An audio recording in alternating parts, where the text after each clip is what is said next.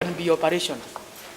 Corporate governance, especially in the cooperative societies. What is the issue? Mismanagement, wrong decisions, everything, and they consume only 3%, even 5%.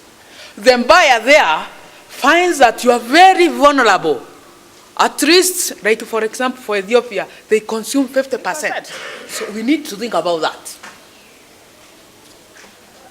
Exploration of emerging market, because like in the American and European market, kuna issues.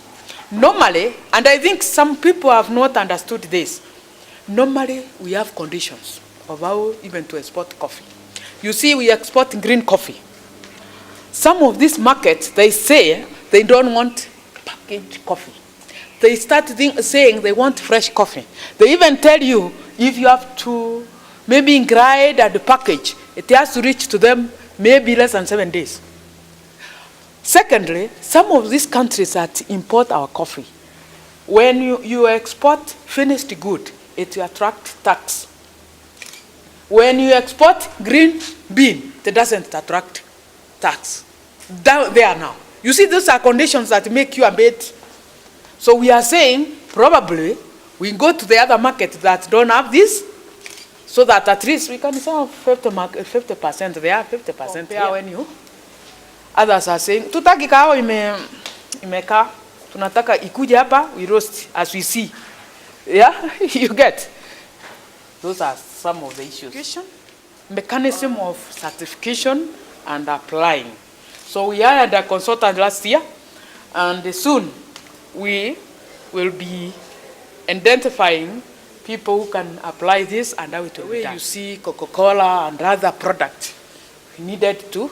This is Kenyan coffee, but we were not able to apply, but I hope by this year we will be able to do that because the report is ready. Then we also, with the Kenya Bureau of Standard, we did the coffee standard and code of practice. There is a code of practice of the industry from the grower to that marketer for the warehouse. Like a grower, what are you expected? How should you? You should take care of the coffee. Quality of coffee starts from the farm.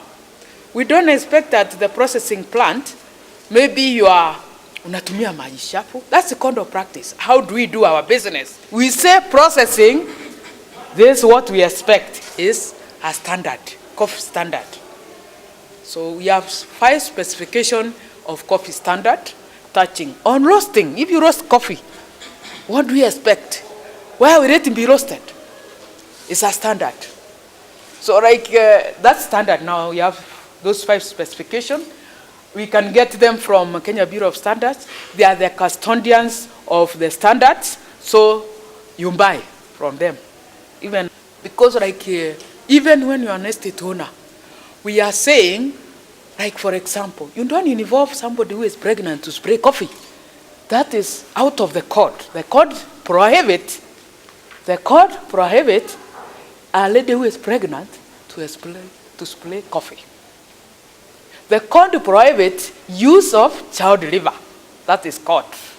Saying mtoto ambaye akona umri wa kwenda shule asiingizwe kwa kazi ya kahawa.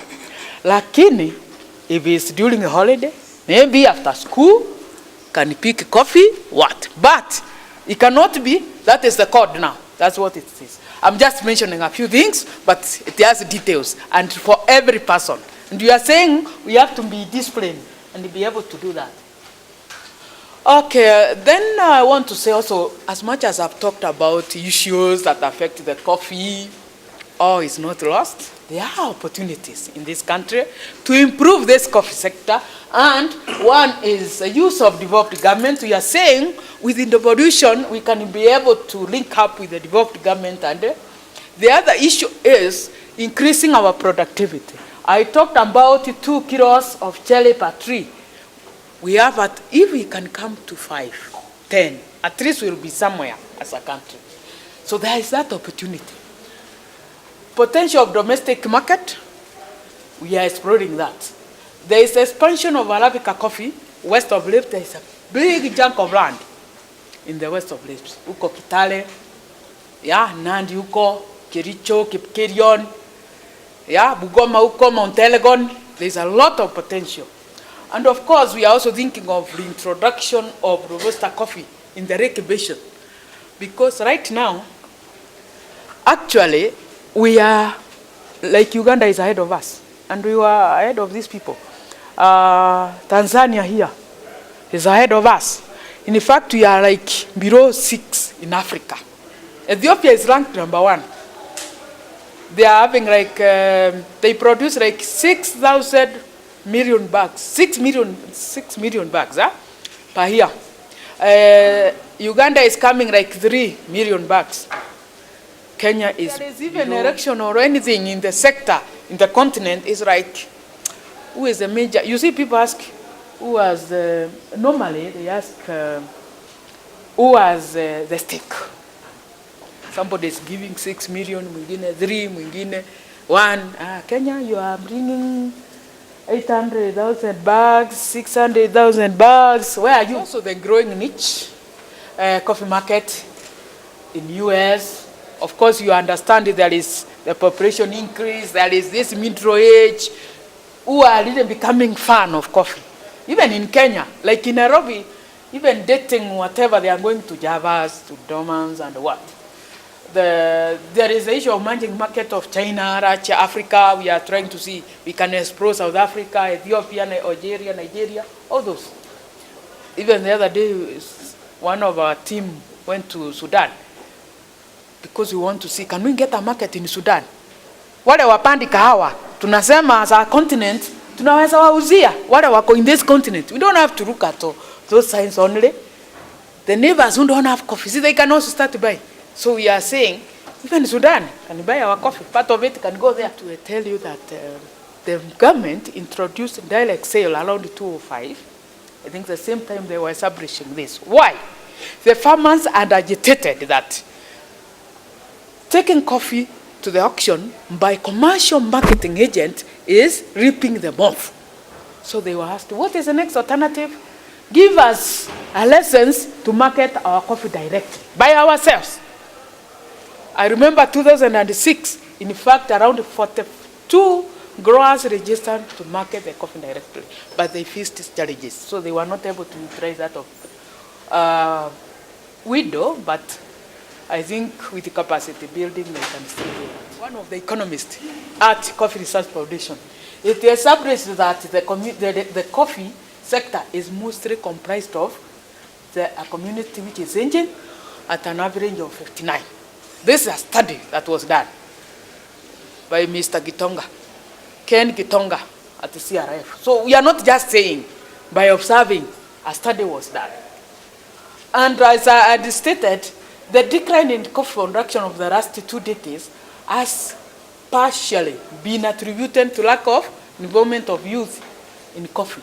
It's like you are bribed even to succession, bribed to sustainability, so it's an issue.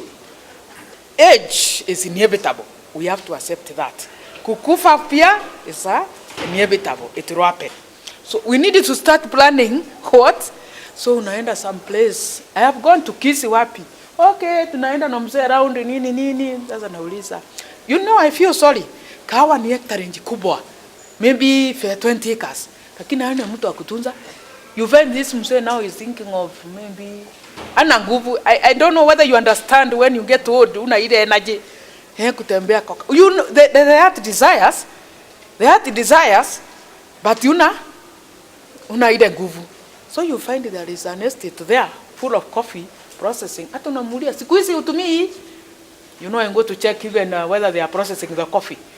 Hataki hiyo maneno. You get because of. So I'm asking, who will now take over? Because okay, atakufa sasa, yeye analeta kasho once in a while, yeah, anafanya hiyo kazi. I'm telling you, I feel so sorry. I've gone around until I say hii coffee inaisha, because wale atawacha pengine watangoa something. We need to think about it. But what I recognize is that the youth population is strategic to the success of this intention, because first of their energy, creativity. You can see how aggressive they are, even in the other sectors. We are saying the energy that youth possess, yeah? And the numbers. Like now we are talking of, there are so many, over 50% of our population is the youth. So you can see, we can take advantage. They can be involved in this. Coffee board on youth involvement. Na bodi, sisi kama bodi tumefanya nini? One hatua moja tumefanya is capacity building of youth. Tumekuwa tukitembelea university, especially on consumption. We have been in several universities where we conduct exhibitions, make coffee, maybe give takeaway. We are at least. And this one came from a study that we and I had somebody to do a study on the domestic coffee consumption. And we realized that like coffee as a beverage was ranking like number 4 there. And they recommended one of the entry point is to involve youth. Why? Youth are easier to change. Ukienda kwa mzee wa 50 sister amesoea chai, kubandilisha yeye, you put more effort than kubandilisha mtoto wa 18, 20 years. Tunaelewana? So we started saying maybe we start with universities and colleges, then maybe we go to the primary like that. But for our beginning, we have been working with the University of Nairobi, KU, like that. Yeah? At least to change them, not the production now, but drink habit. We have also introduced a lessons called roasters lessons that you don't need to go to trade at the auction. You can buy from the dealers.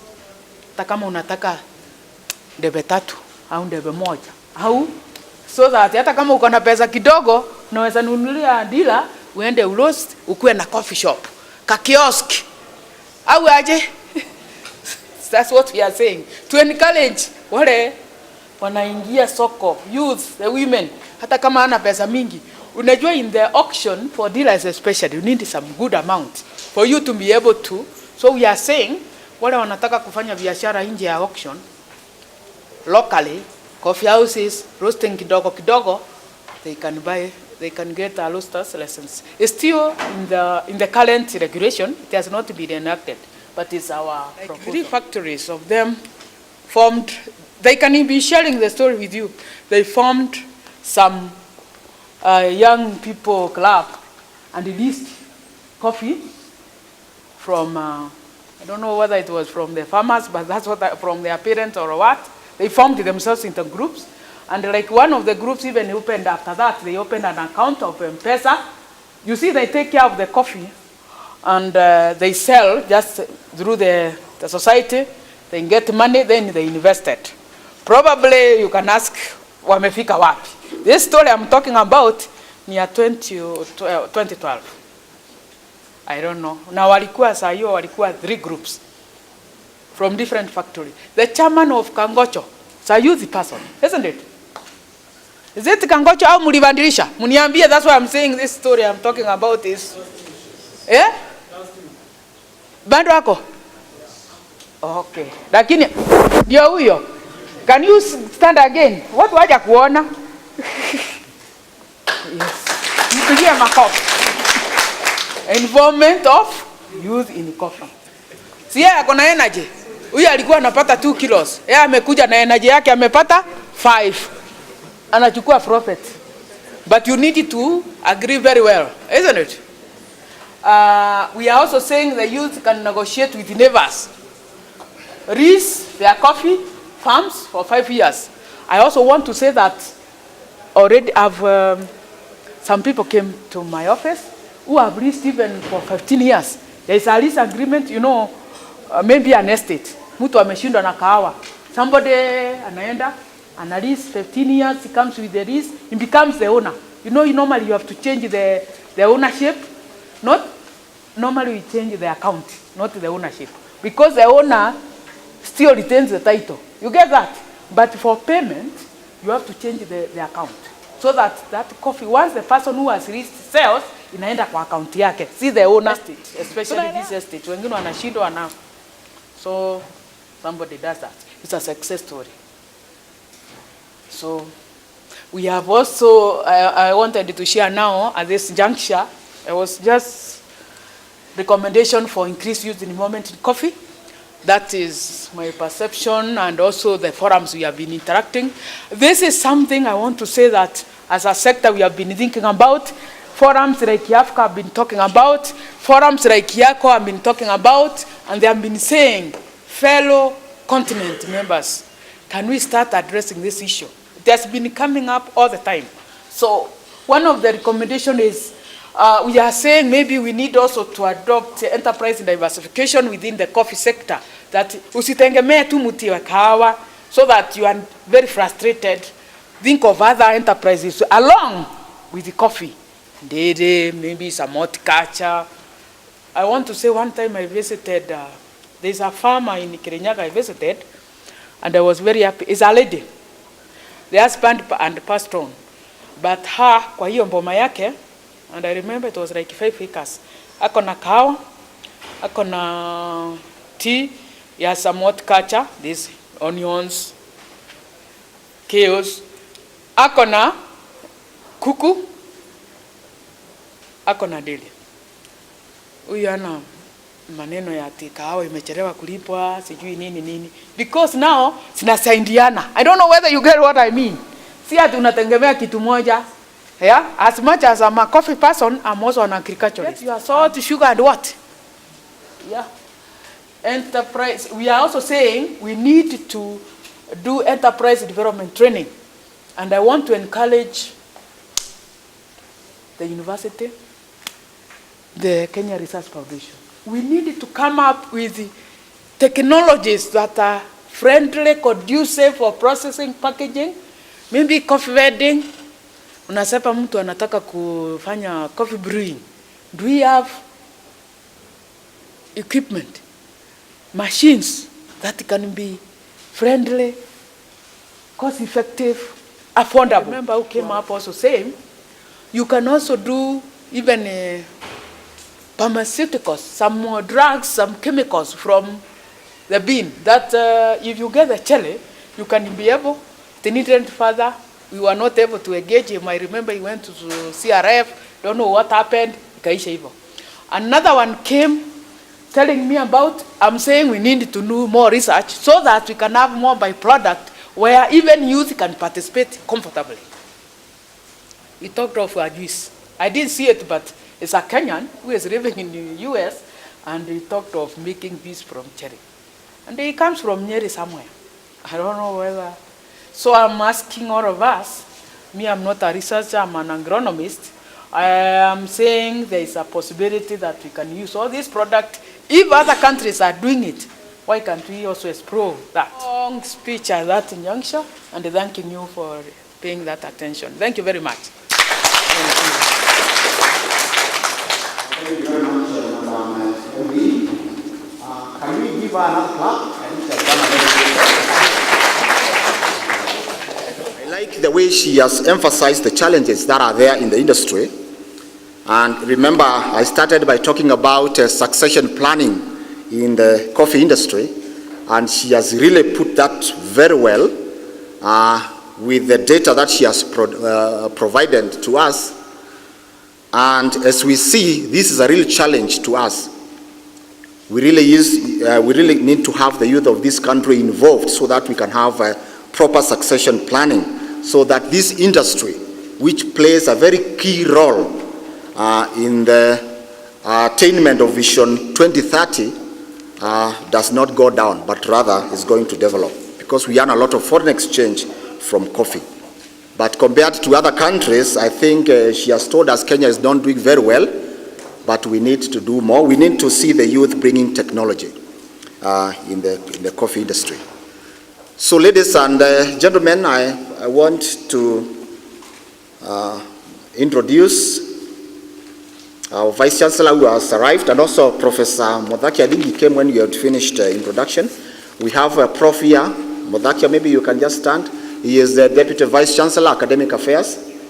And maybe before we proceed, I might want now to maybe invite our Vice Chancellor so that you see him, and so that he can give his remarks.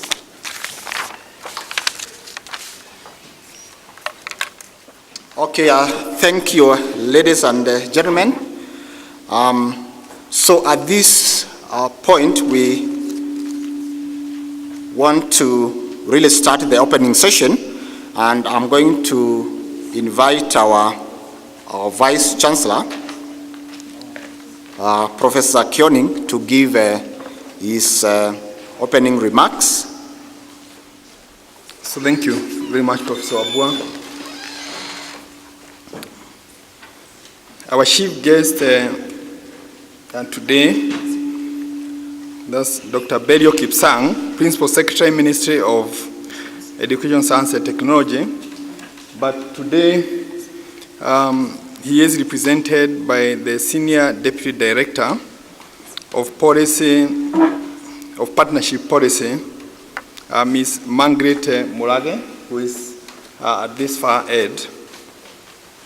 The Managing Director, Acting Managing Director of Coffee Development Fund, Nancy Sheriot, she's in the middle. The Acting Managing Trustee, Coffee Board of Kenya, Isabella Gaiti, she just made the presentation.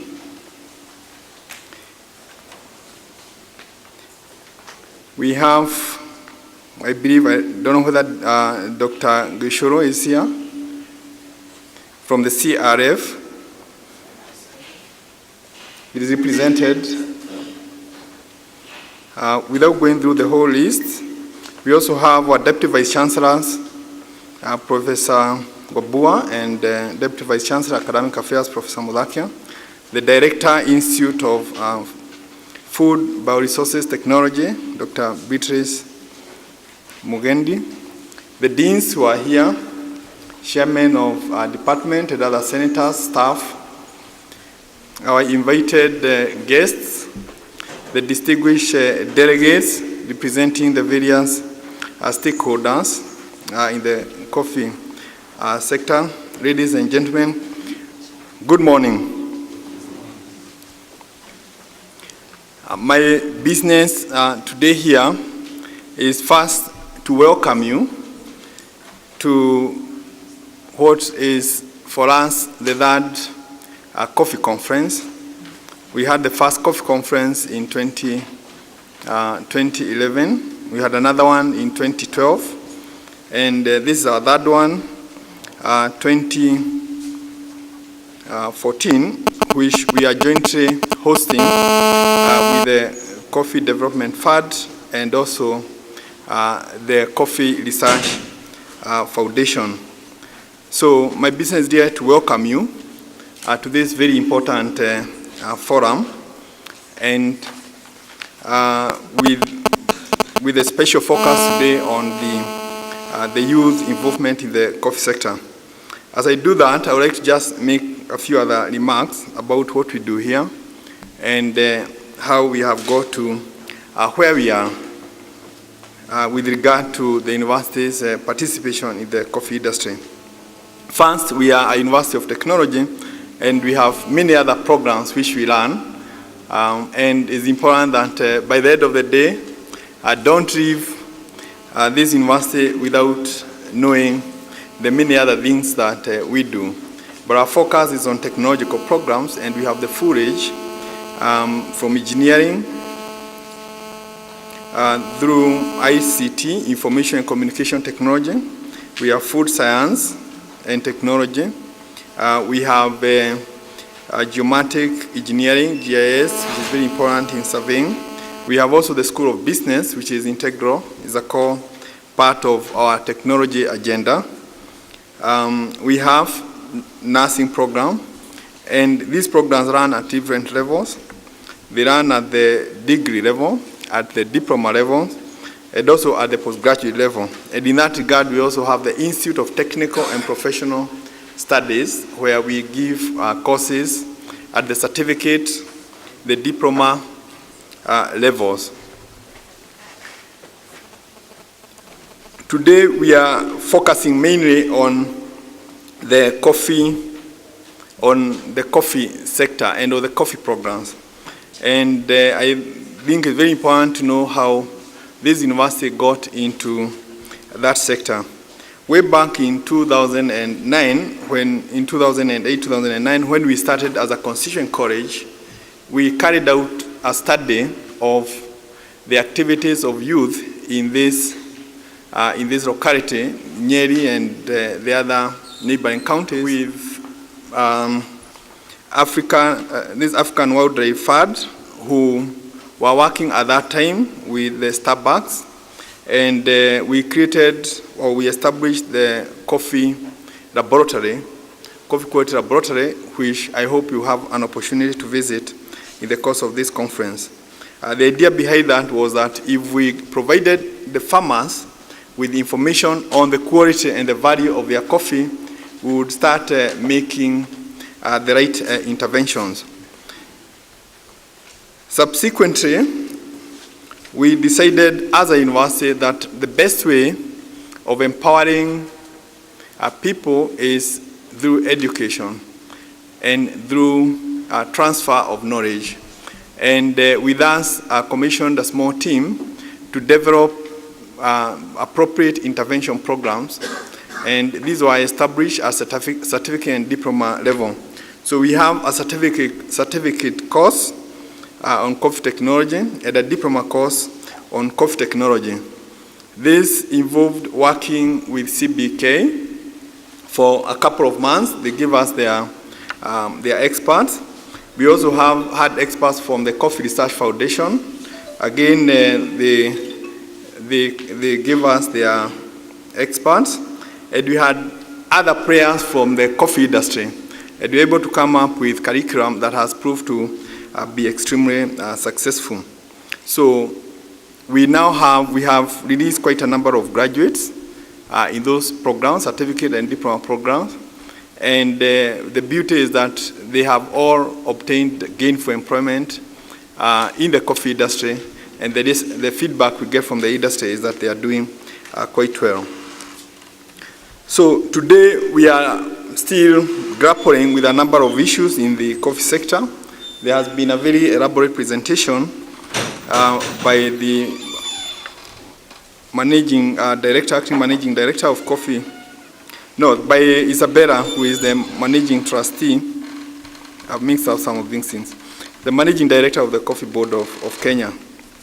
And so I don't need to go into all the details, but it's sufficient for us to note that the potential or the target we are looking at in terms of production, as she said, is 300,000 metric tons. And I believe at this point we are at 45,000 metric tons, which is rather low. And it's also way below the potential, because in 1988, 1989, the production was already at 129,000 metric tons. So there's still quite a lot that needs to be done. Yet this is a very important sector, for we know that it has some 600 cooperative societies. There are some 3,300 estates, ranging from 2 to 20 acres and beyond. And for that reason, is really a sector that, if you like, already has quite a number of institutions committed to it, quite a number of social capital invested in it in terms of the running of the 600 cooperative societies, and quite a lot of land still are committed to that sector. So it represents a significant percentage of what can be achieved in the economy if the sector works well. We know that the production, for example, per tree is, as has been told, 2 kgs. Again, is a potential of 20 kgs of sherry. So there is that huge potential of growth, employment creation, involvement of more people, if we were to really realize the 20 kgs per tree. And the 20 kgs per tree is not theoretical, because there are some farms which actually are producing that as a matter of routine. And we know also of individual farmers who go way beyond that to sometimes 35 kgs of cherry per tree. So there is a lot that can be done. So the university has a role, and our main role essentially is the knowledge creation. It is knowledge creation and transferring that knowledge.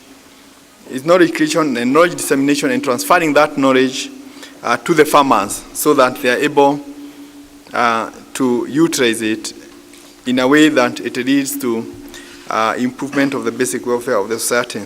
We have the Institute of Food Bioresources Technology, through which we manage our coffee business, but we also, our coffee academic programs, but we also have our own farm. We have our own farm, and through which we engage in the coffee business.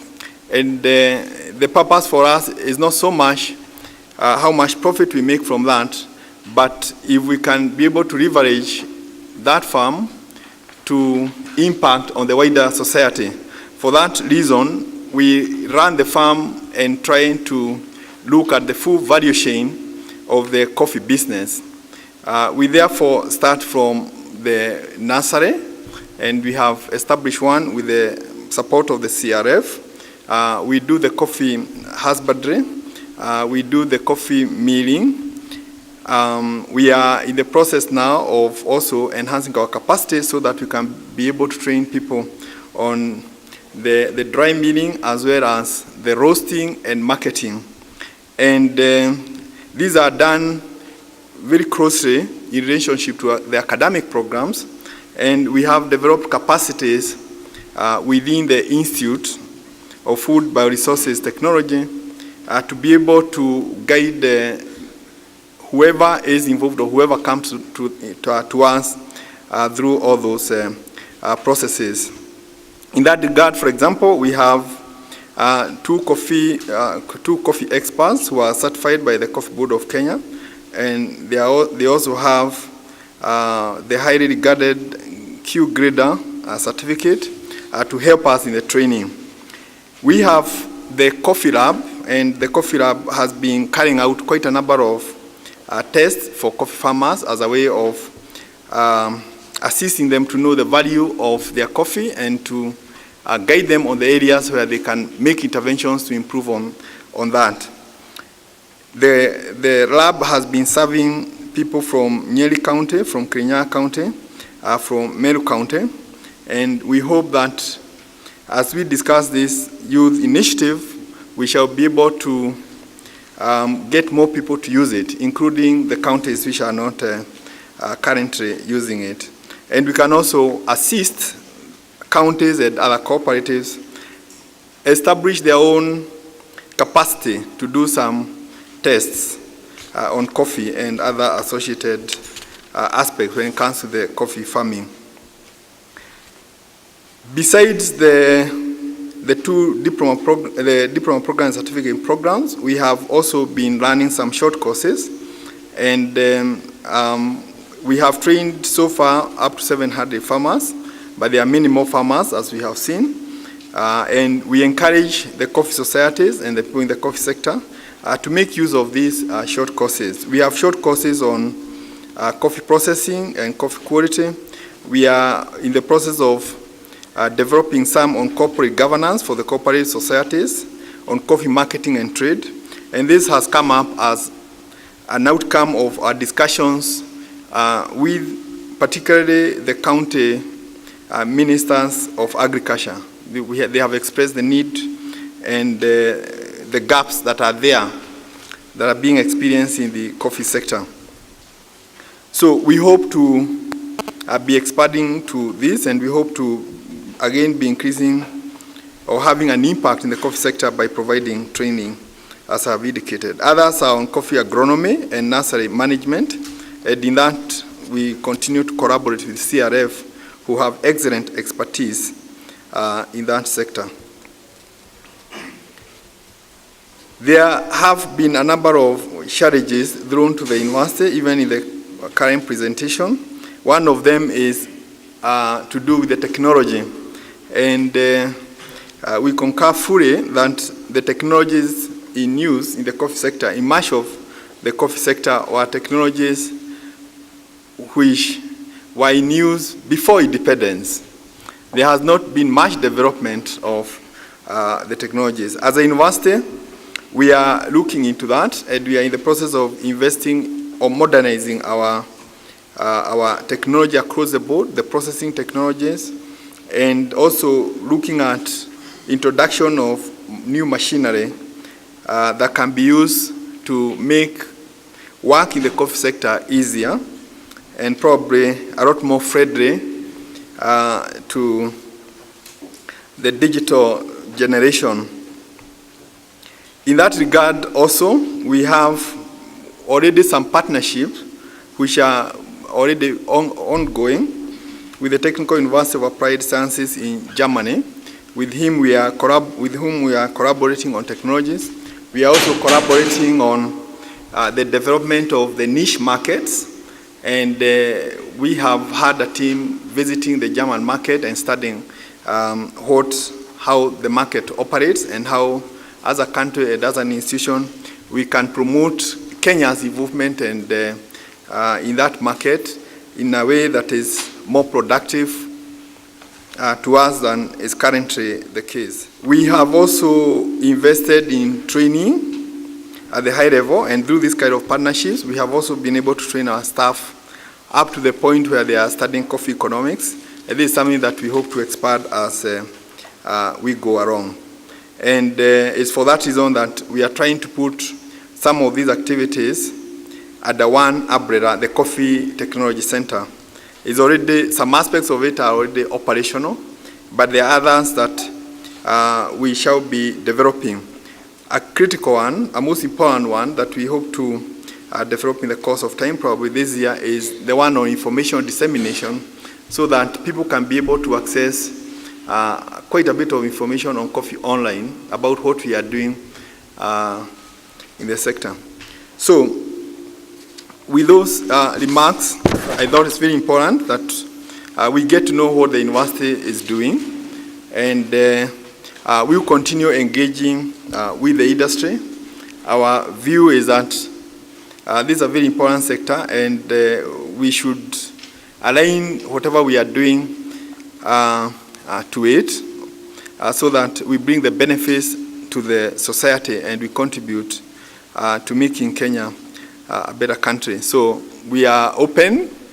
We have our institutions are open. The institute is open. The coffee labs are open, and the staff also welcome challenges that are thrown to them to solve as researchers and academicians. So thank you very much.